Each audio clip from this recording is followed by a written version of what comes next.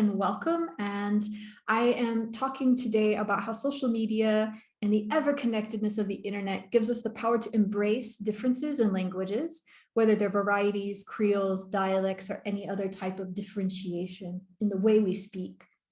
To introduce myself, there we go. To introduce myself, I'm Eliza Keyton. I've been involved in language as an English as an additional language teacher for over 12 years now. And more recently, I've become a social media personality as I focus on creating accessible resources for the Dravidian language Malayalam. Through this, I've developed a strong feeling about social media being used as a tool for good.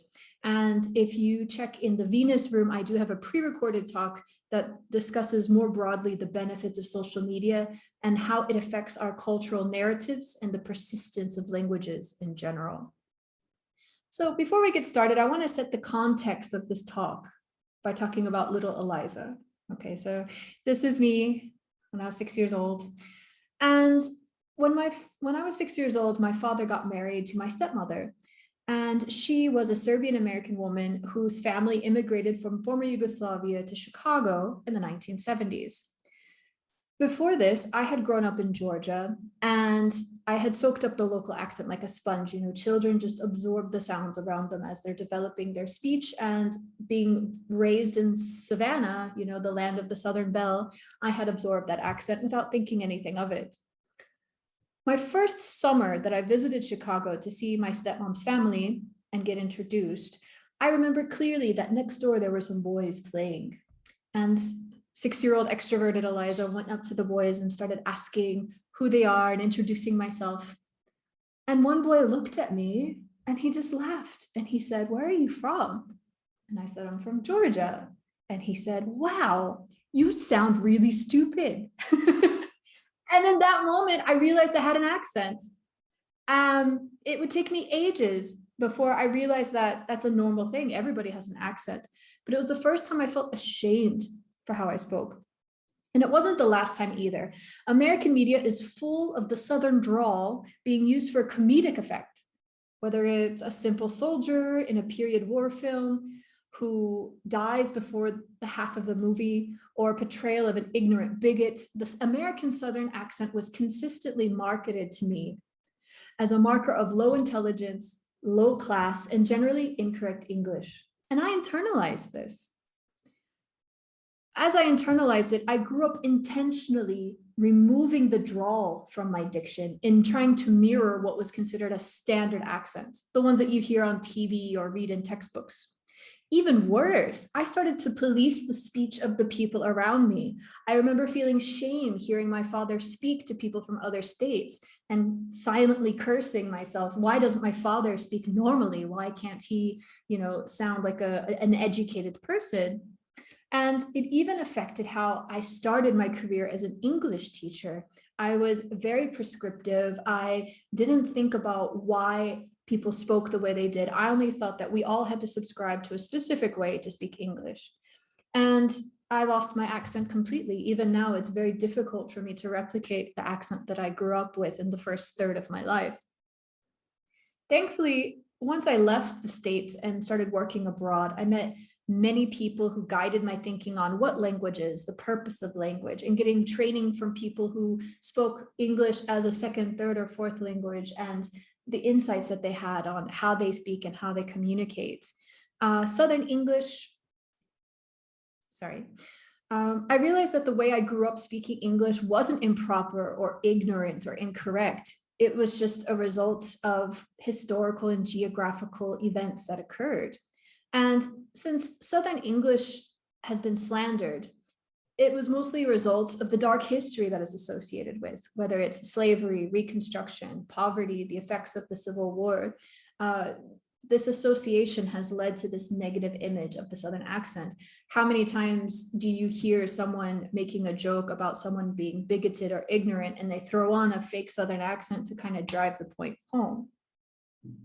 Once I realized that the perceptions of acceptability in various languages was mostly because of classist, racist, and nationalistic perceptions, it was already too late to reclaim my accent. And it only comes out when I call my papa back in Arkansas, or if I'm having a few drinks and singing Garth Brooks on karaoke.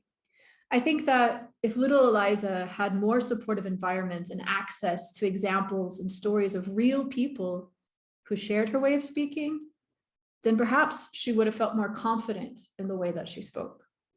Now, my example is a very minor one. Statistics show that Southern accents, although less diverse than they were a few decades ago, they're still being spoken quite abundantly in the southern regions of the United States. However, for Creoles and dialects from other communities that are not the white majority, this may not be so true.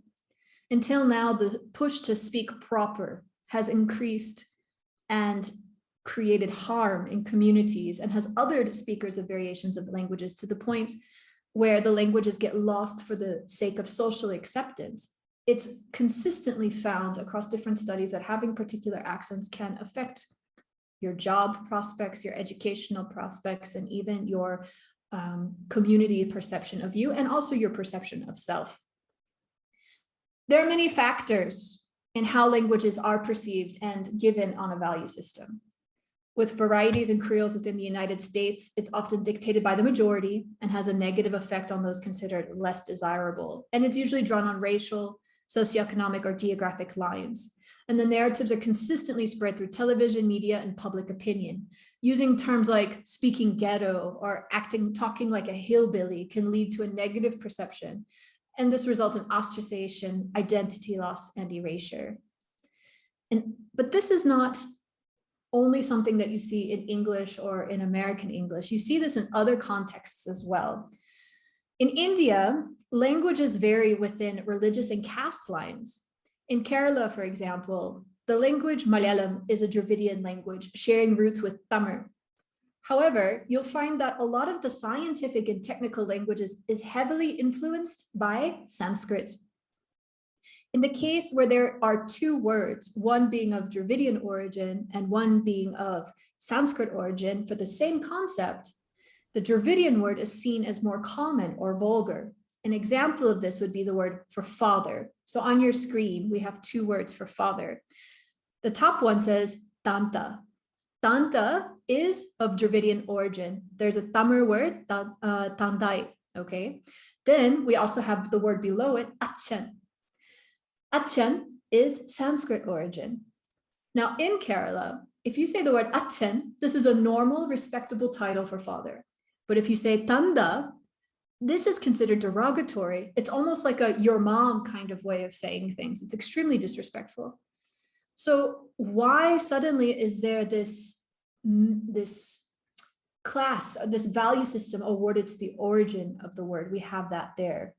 And a lot of this we can trace back to how language is developed and distributed in a society. So the influx of Sanskrit comes from the influence of the Brahmin caste that were designated priestly roles and were often more literate than people who had a lower caste location. And over time, with this influence, the general populace internalized this and created a linguistic hierarchy. So now old words from Dravidian origin like Taimori are cast aside for the favor of words like Matrabhasha, both of these meaning mother tongue. So let's do a check-in in your own context. I have a list of things here. Have you ever heard or caught yourself saying or someone else saying these types of things? Okay, so for example, we have, that's a working class accent. Educated people don't speak like that. Oh, how cute. This language sounds like a country version of this language. How can anyone understand someone from this area? They might as well be speaking another language. Don't they know proper language? Or if we're on the other side, so-and-so speaks the purest, truest, most correct version of this language. So I've experienced this in English and in Malayalam and a lot of languages that I've studied. We always have this linguistic hierarchy and in some cases purism. And while sometimes it can be seen as a compliment or just a simple observation, these statements can be very othering because it doesn't look at the underlying issues or history or contributions to that specific language or dialect or Creole. So what goes into creating this hierarchy? So there's a lot of things. We have the local influence of language. If it's indigenous or influenced by indigenous communities, we have class and caste differences that color the exposure to languages and how it gets modified to suit the community that's using it. We have neighboring language influences, especially in regions where borders are a fairly new phenomenon. To complicate things, we have history of colonization and assimilation, whether it's the influx and influence of European languages such as English, Dutch, Spanish, or other conquering civilizations such as Han Chinese or Arabs. The standardization practices by these groups have uprooted local languages and snuffed out the cultures that are associated with them. And then the most visible layer of language perception is the way that English has become a global language. And there is a hierarchy of the ability in which one can speak it or the type that they speak. One example would be in the native speakerism issues. Why is English spoken in North America, England, South Africa, and Australia considered desirable, even though Indian English and Singapore English, for an example, are recognized forms of English in their own right? So we have these kinds of linguistic hierarchies, and these color our perceptions of how correct or how true or how valuable these dialects are.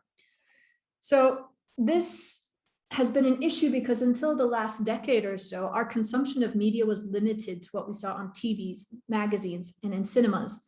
The products that are being shown to us were written by the majority, raised with their own biases, and required little research or sensitization when we're trying to portray a character from another community, from another language family, from a different region of origin.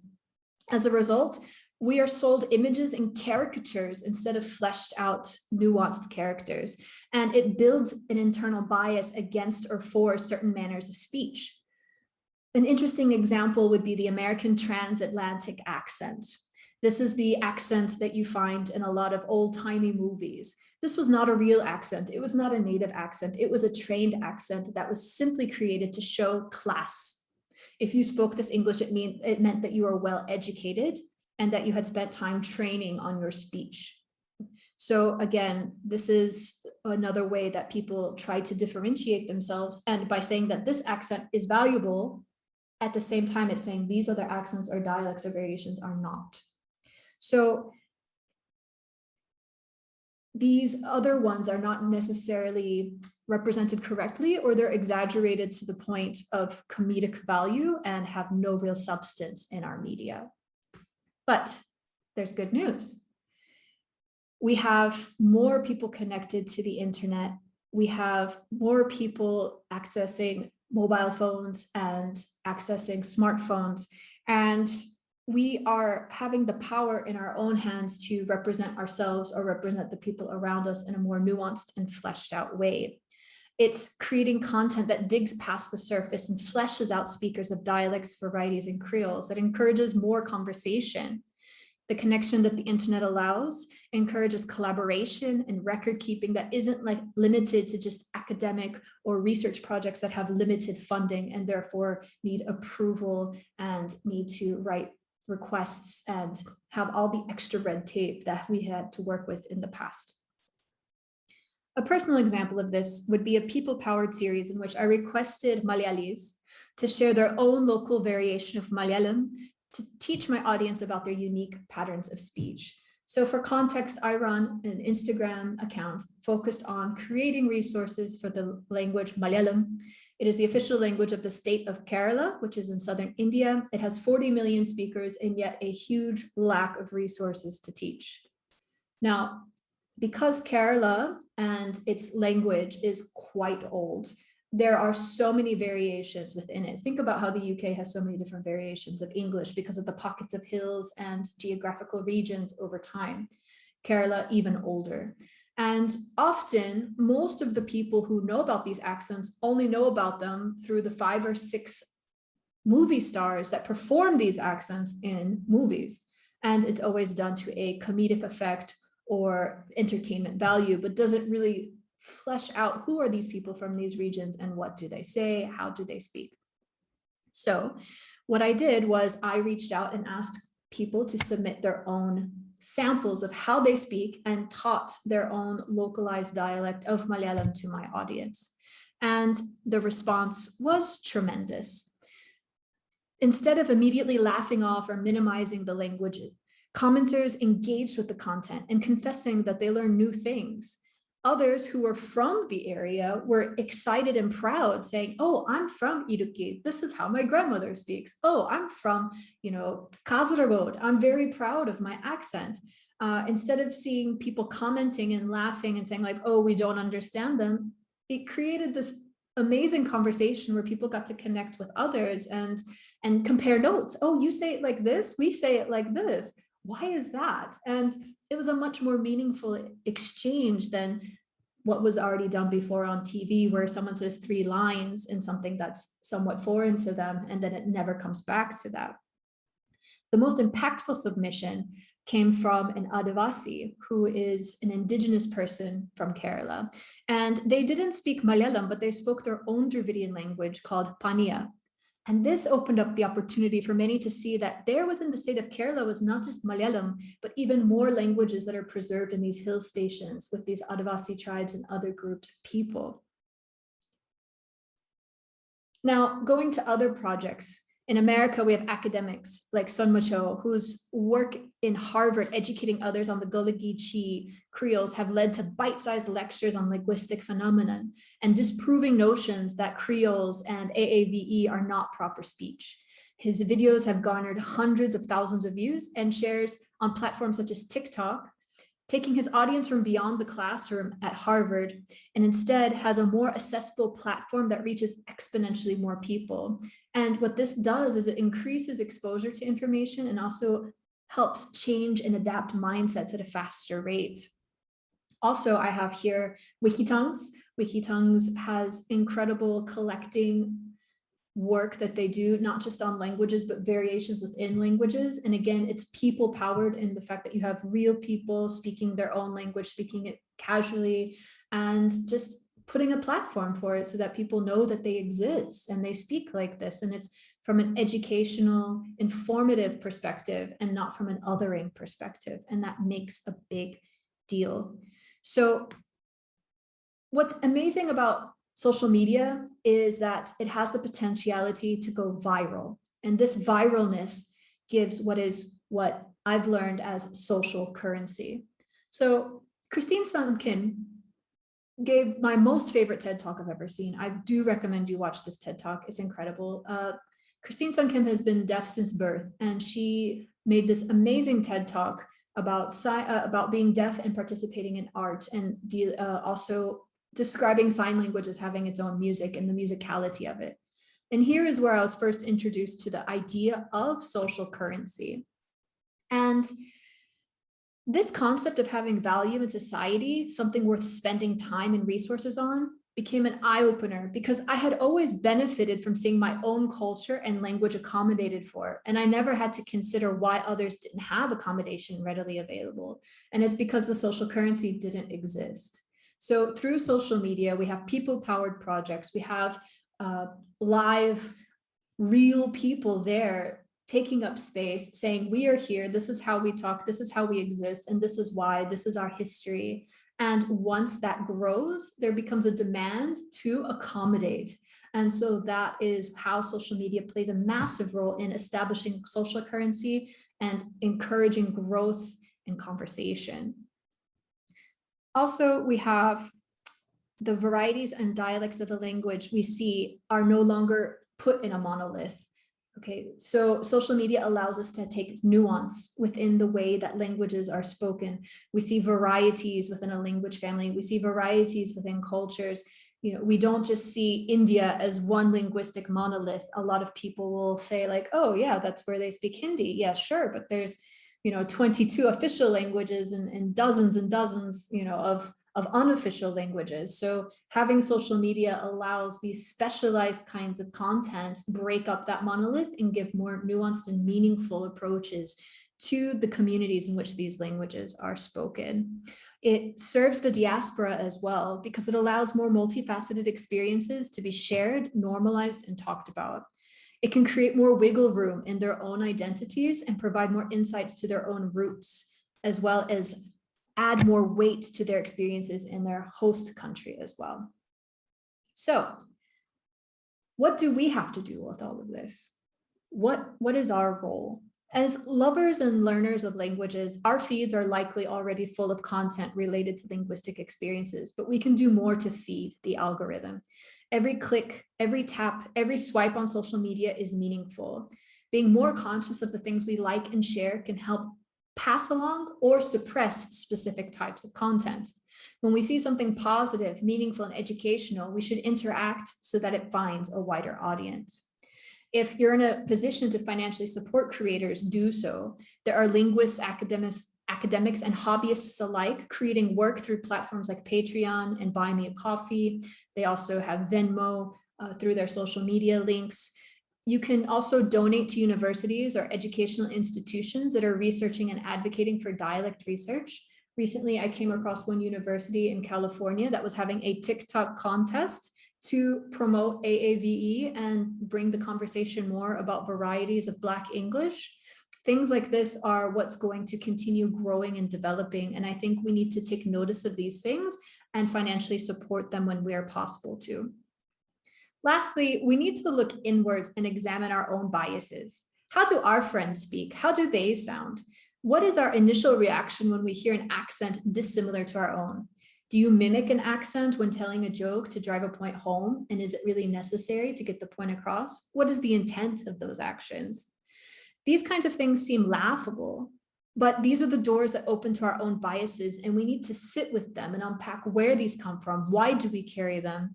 And what can we do to promote a more inclusive linguistic landscape? And only then can we truly embrace the differences. So, thank you much for your time. If you'd like to know more about my work in Malayalam, please check my Instagram, Elikutti, and you can also check out my pre-recorded talk on social media and narratives in the Venus video room.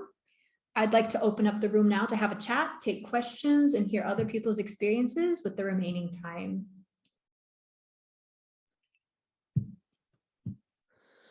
I don't have a question, but a lot of people are saying that they're not seeing the slides going through, so we're only seeing the first page. Oh no, okay. Let me see what happened, because I went through all the slides and I don't know why it didn't change. I've never seen this happen before. Are you using this on PowerPoint? What are you using? I'm using Canva, and this is my first time that it has betrayed me like this. Okay, let's see. I don't know nothing about Canva, but I will look into it. Okay. So now the slide should be working. Yes, Reka, thank you. All right. I'm so sorry. All right. So here's 6-year-old Eliza, very cute. I think we have the same haircut. I promise you I haven't had the same haircut since I was 6 years old, but it just happens today. And then again, here is kind of the stereotype that a lot of people think, at least in America, when they think of a Southern accent. So here, you know, we have these negative perceptions. And so, okay, Reka can see it, Rose cannot see it. Boy. All right, it may take some time to catch up. So one thing I found interesting growing up is that even though inside the US, the Southern accent is considered less desirable, when I met people from Europe and Asia, they actually said that the Southern accent was very cute to them and very endearing. So it's funny how these global perceptions don't necessarily mirror the local perceptions. And then that's the good thing about sign language. You don't have any accent, do you? So. But you know what's interesting? I recently learned that Black American Sign Language is different from the American Sign Language, and that there's even it's different in every country. They have a different sign language. So Spanish Sign Language is different than Italian, and you know, and every country has their own version of it. So that's That's really fascinating. I love watching people who work at concerts and things like that doing sign language for the live music, because like it's really a full body experience. It's really admirable what they do. Yeah, it is. That, you know, that there's do you remember what happened in Nelson Mandela's funeral? I don't know if you actually know, but during his funeral, they hired an interpreter, and he actually was not. He was fraudulent, right? Fraudulent, yeah. So I mean, right. I remember seeing that. Yeah, but you know, you don't hear of these cases very often. That was a one-off. I've never heard of it before, to be honest. Yeah, it was really shocking. Wild. So on this slide, we have the two words that I mentioned in Malayalam. The first one says tanda and the second one says achan. And so, as I said before, the first word is of Dravidian origin and the second one is of Sanskrit origin. And you'll just find often that Dravidian words tend to be less valuable than Sanskrit-based words. And that's really interesting. Do you know if it's got anything to do with, because you speak Georgian and you probably speak a few languages that are related. Because I noticed that Romanians, they basically say to talk to the children, they say papa when referring to the child. And I had a Romanian friend that used to do that, and I never understood, like, why do you, every time you're talking to your child, you say papa, you know, which means father, right? Yeah. So here in Malayalam, like, you have different ways of saying father, but tanda is specifically for an insult. It's like saying your mom, you know, like it's a really rude way. So like if you're getting in a fight, you know, someone might say, oh, ninde tanda, like your dad, you know, and it's considered extremely rude. But if you go to neighboring Tamil Nadu, where the Tamil is the language, they say tandai, like that's the word for father, and it doesn't mean anything negative. So it's just interesting where this value system comes from. So that's one thing there. And then yes, these are some of the questions that I was wondering. I wanted to get feedback. Has anyone ever experienced this personally, or have you ever caught yourself saying or thinking something like this before? These are some things that can be othering or diminutive to other groups of people. I actually have one. It's more just funny. Someone once told me that the dialect I speak in German sounded like the Scottish of Germany. That's really interesting. That's really interesting. The Scottish, and I'm just wondering, how do they approximate that? Like, what's the? I really don't know. I started learning Serbian recently, because it's my stepmom's family's language, and I remember I was speaking to a Ukrainian friend of mine, and I was like, oh, it's Slavic. Let me speak it to you and see how much you understand. And she didn't mean anything by it. She's like, oh, that sounds like country Russian. And I was like, what do you mean by country Russian? You know, so like that stuck with me. I was like, okay, that's interesting. And then another thing is, as I'm studying Malayalam, especially, oh, you were corrected, Benno. Oh my goodness. Yeah, that's so bizarre, isn't it? It's so bizarre when, yeah. But yeah, so someone will say, like in Kerala, there's so many different dialects and variations, and people will say like, oh, I'm from this district and we speak the newspaper Malayalam. So that's like the most clear, that's the most standard Malayalam. And I'm like, is it newspaper Malayalam because you guys built the newspapers? So then that automatically makes you, like, if the newspaper was built in the other district, would they be the ones with the pure Malayalam? Like, there's so many just interesting facets to think about, and we don't realize the things that we cause when we say that. Or this one, how can anyone understand someone because they sound like they're speaking another language? Well, literally, you have linguistic influences. In the north of Kerala, they have 6 different languages that influence their dialect of Malayalam. If you study Arabic, for example, Darija spoken in Morocco is influenced by French and by Amazigh languages. So, you know, it kind of is another language, but why do you have to throw shade on it when you talk about it? So that's kind of the things that I think that people should be more aware of when looking at their own languages or discussing languages with other people. But I said, basically, I just wanted to say that last year I did a module with the Open University, which was covering a little bit the subject, you know, of English and how it's spoken around the world and how it's changing and how technology is now affecting everything.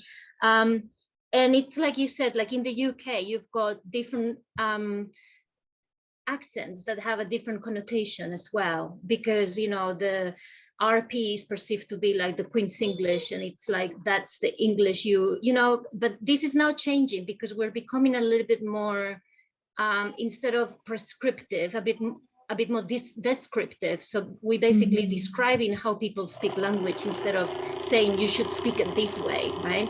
Right. So it's slowly changing, but to me, not really fast enough, because you're still judged if you have an accent in some circles. And right. I've been there, and it's, my accent is never going to go away.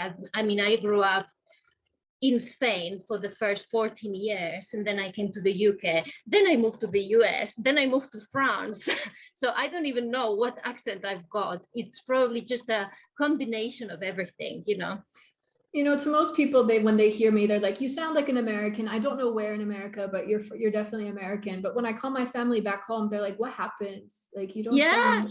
It's the same. When I go back to Spain, because I haven't been there for so long, they actually think I've got a foreign accent, either British or something, when I speak Spanish. So it's really embarrassing, actually. And people who don't know me, they say, oh, you speak really well Spanish. Where did you learn? I'm like, oh. That's wild. That reminds me of when I was in Italy. I saw an American woman and I just wanted to say hi. And I'm like, hey, where are you from? She's like, oh, I'm from Chicago, blah, blah, blah. And then she's like, I'm from the States and blah, blah, blah. And then she goes, well, where are you from? And I'm like, I'm also American. And she was actually like, oh, it's really interesting.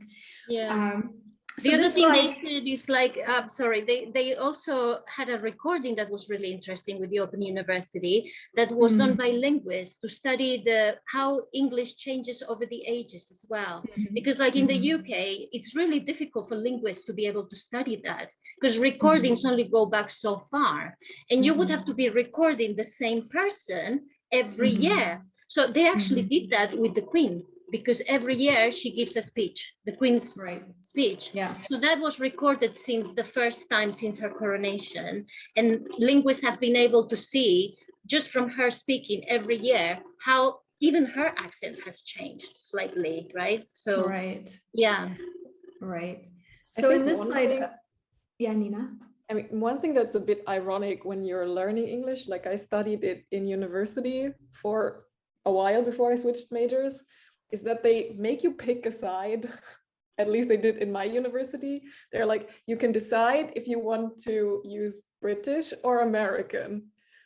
And no one is able, like, if you're a learner of English, I always tell people I speak internet English. I can't help it. Exactly. They're not able to pick a side as long as, like, as a non-native speaker, you have influences from everywhere. I can't just train myself to have I mean, I could, but I don't think that's a good choice. When I was in the UAE, I really saw this. My students are Emirati and they would say petrol instead of gas, but then they would say elevator instead of lift, and they couldn't decide whether to keep the U or throw away the U. Like they just had their own.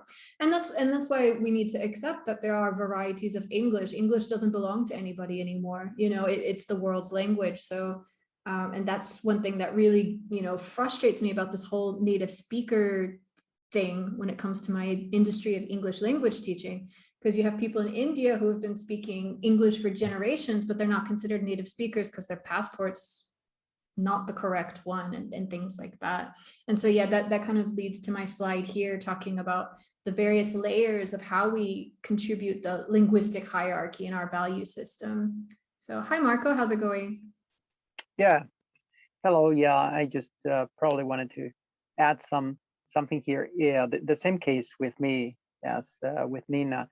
I speak English, but I speak like a multicultural or different geographically different places of English. And because I'm not native in English, so I've learned in an American English, but even in America, you have different accents. So sometimes you pronounce the T like little, like an R, and sometimes you pronounce it in the same country, you pronounce like little, and so the same happens with my native language, which is Spanish and Mexican. So yeah, you can say Spain speaks Spanish, yes, and Mexico speaks Spanish, and Argentina and Peru, and yes, but we speak so very different from each other. Like Cuban or Persian, it's Puerto Rican.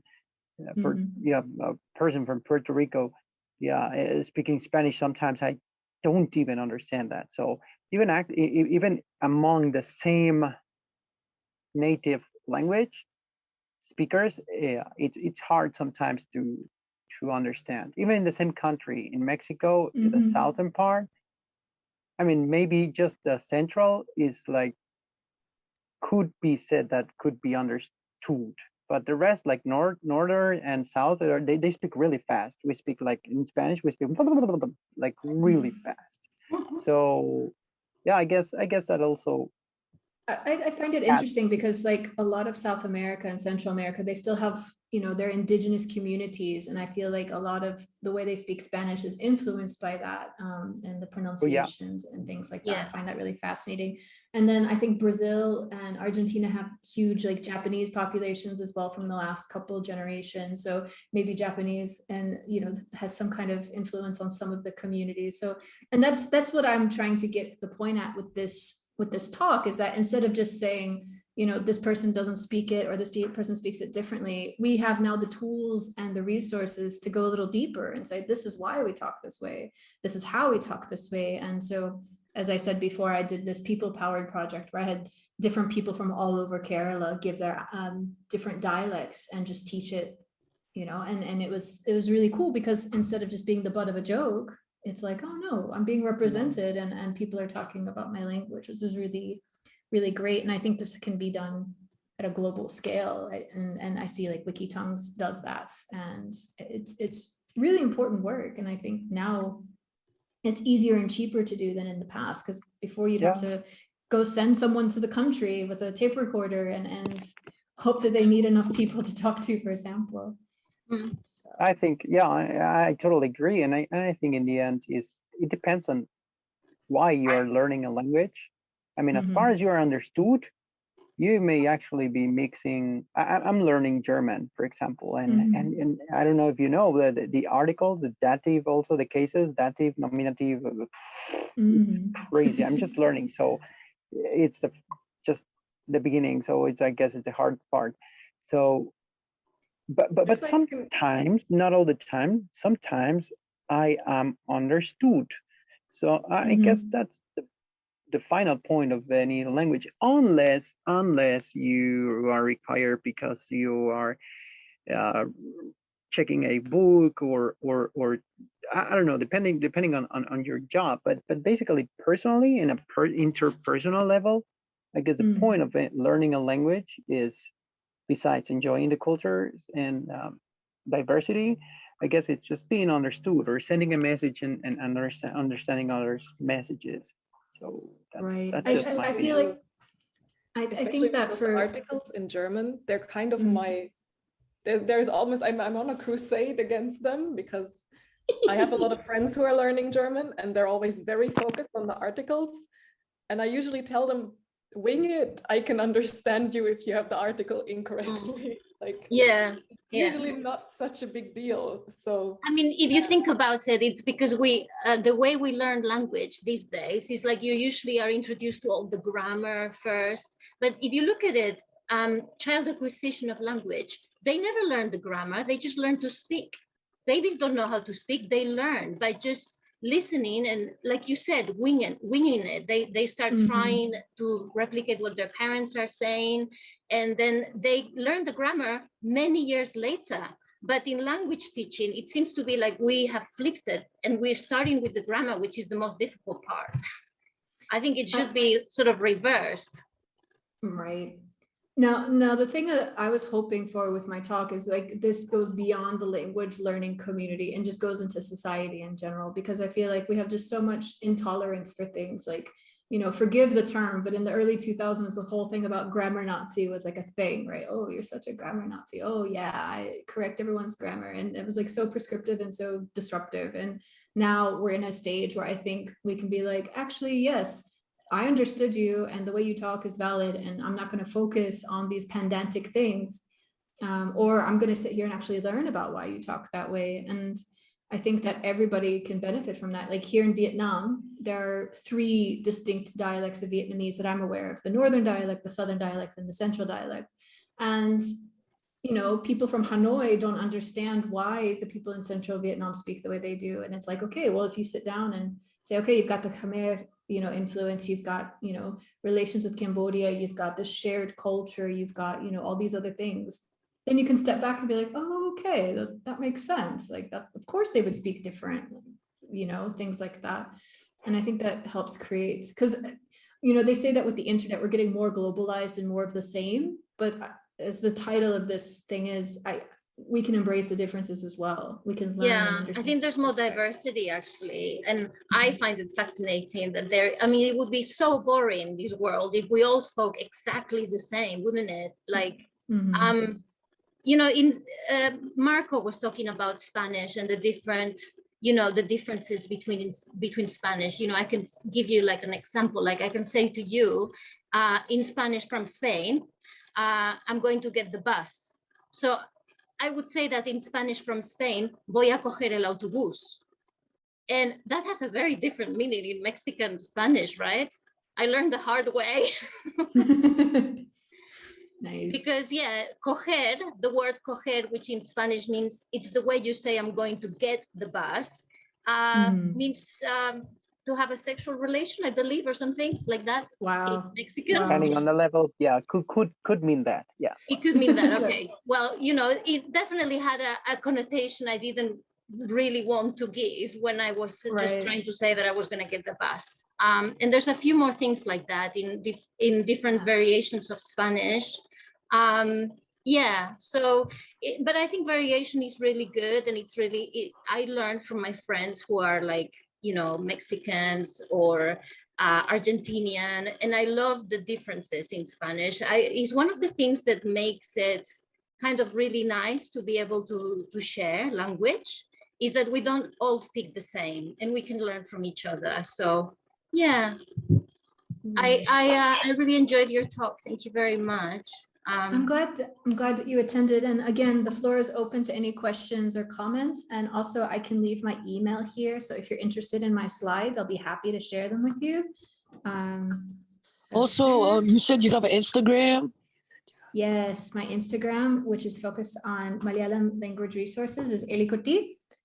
So if you're interested in this Dravidian language and knowing more about the people of Kerala, please do give a follow. I do language resources. I do long form interviews. I do all kinds of fun stuff. So yeah. You said language resources. You said you posted on your Instagram, correct? Yes, I make them. Yeah. Okay, awesome. Thank you so much. No okay, worries. I just followed you. There you go. Thanks a lot. Thank you. Danke schön. Tschüss. Bye-bye. Bye-bye. Nice to meet you. Nice to meet you as well. Oh, okay. I need to. Benno, did you have a comment or a question? Not really. I mean, I didn't know about the existence of I can't say Malayalam. It's okay. Malayalam until a couple of years ago. There was a guy from there, from Kerala, who was working in the company that I work for, and I also listened to it was called, this podcast that I listened to, it was called The World in Words, and now it's called Subtitle. Okay. And they had an episode about Kerala at one point. Oh, nice. And the interesting, well, yeah, you might not say that if you hear it, because the thing that they kind of focused on was like Kerala is a socialist state. Oh yeah, they're a democratically elected communist government. Yes. Yeah.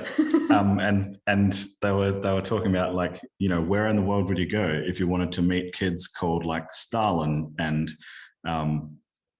that sort of thing. And I was like, wow, this is utterly fascinating. And I asked my workmate about it, and he's like, oh yeah, you know, you see the hammer and sickle everywhere you go, and blah, blah, blah, blah. And I was like, wow, that kind of blows my mind.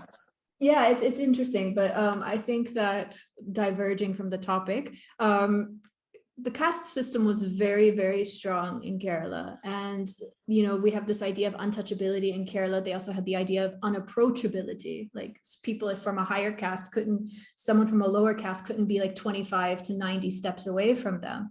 And one of the things that communism brought to Kerala is a kind of broke that a bit and started requiring people to be treated equally. Is the caste system gone? No. Are there still casteist things that happen? Yes, but it's much less of a degree of than it was before. So, you know, there are things that pros and cons of everything, right? But yeah, as an American going there for the first time, definitely overwhelming. Like I had never been around communist propaganda. I'd never been any like that kind of thing. So it's really fascinating. But there's been a lot of really good social programs in Kerala for literacy and healthcare. Lots of nurses come from Kerala. It's really a really fascinating place. I hope that everyone can visit at least some point in time. And how do you pronounce it? Is it Mariella? Malayalam. Malayalam. Yeah. So Malayalam. yes. Yeah. So there are two L's in the language Malayalam. One of them is a frontal L, la, and the other one is a retroflex L, la. So it's Malayalam. Malayalam. Thank you, Anita. Yeah, I will have a live session next Saturday, and it'll be kind of like an open session. We can talk about Malayalam. I can teach you guys a few phrases, introduce you to some really good creators in Malayalam, or talk more about what I do. Well, thank you so much, everyone, for attending. I'm going to wrap things up so that Anita and the rest of the gang have time to get set up and do their tech check. And I hope you guys enjoy the rest of the Polyglot conference. Hopefully we'll bump into each other soon. So thank you. Thanks again. Cheers. Thank you.